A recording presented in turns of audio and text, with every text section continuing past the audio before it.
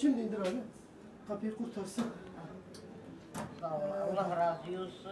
Allah sizi kazadan bereden hacı korusun inşallah. Allah razı olsun. Umut Kapsı'nın yaptığı yardımlardan memnun musun? Memnunum. Allah razı olsun. Allah onlara hayrını kabul etsin. Allah kazadan bereden onlar korusun Rabbi. Amin. Sizi de onları da veren de vermeyen de Allah razı olsun. 5 gündür gittim ayağıma Amerikan alçısı 55 milyon gitti.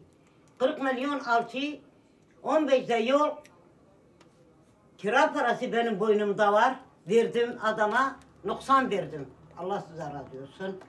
Hiçbir şey söylemedi. Tek başına mısın teyze? Tek başıma, Allah kimsem yok. Allah'tan başka. Nasıl geçiniyorsun teyze? 500 lira olur. Kredi kesiliyor onda. Bitirdi. O kredi beni bitirdi. Ne kalıyor, bir şey kalmıyor. Ya Yani Allah zor. razı olsun. Tamam.